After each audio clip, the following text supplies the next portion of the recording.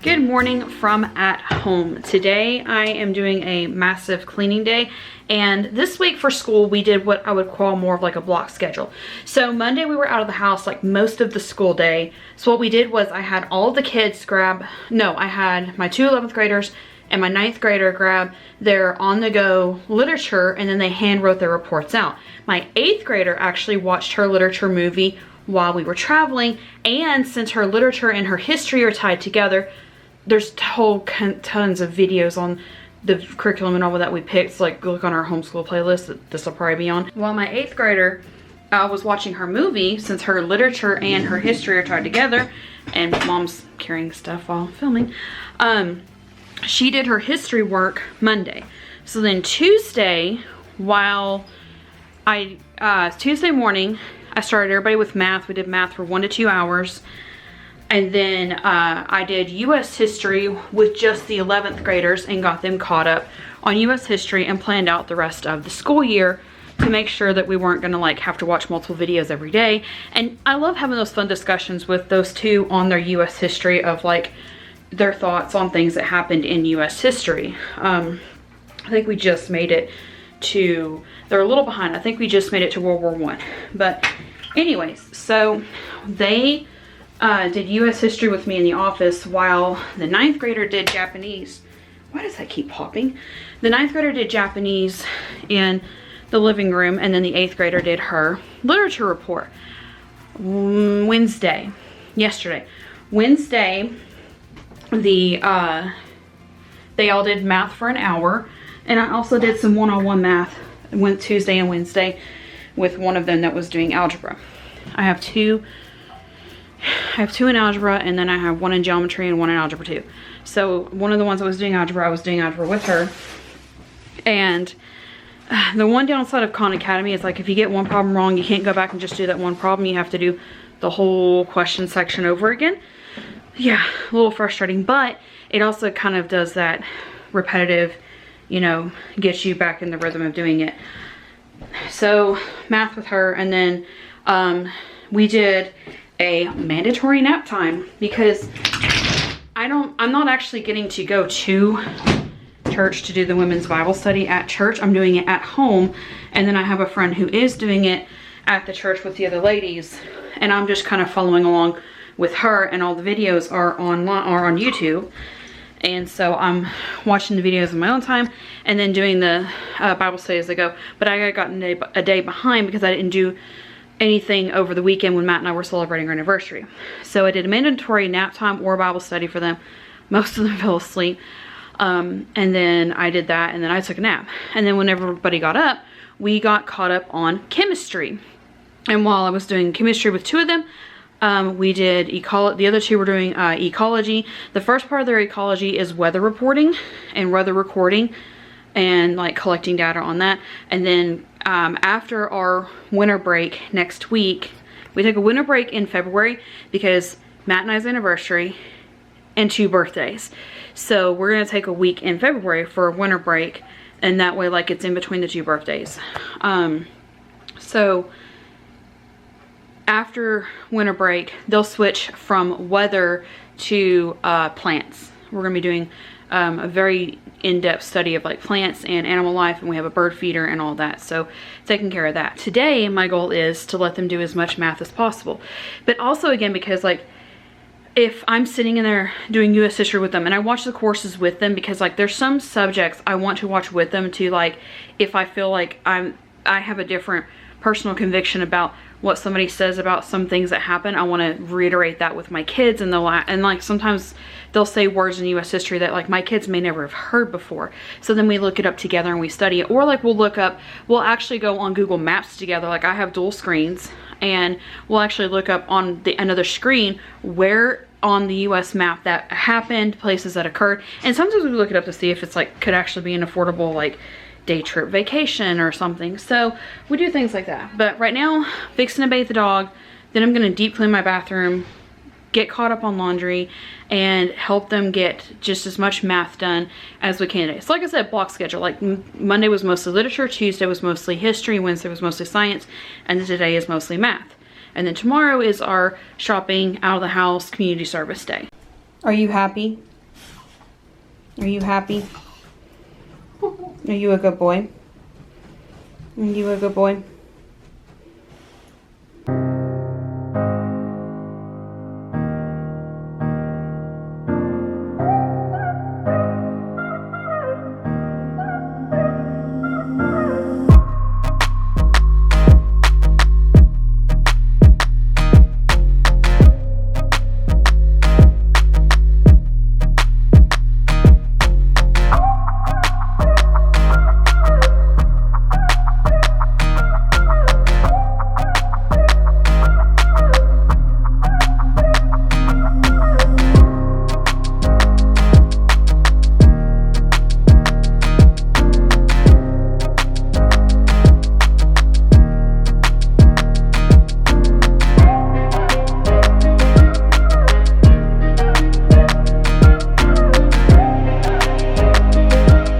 Chubby, you forgive me?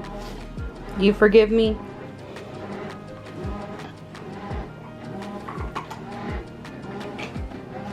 So while he takes a break in there, where his kennel usually is, yeah, I'm gonna vacuum.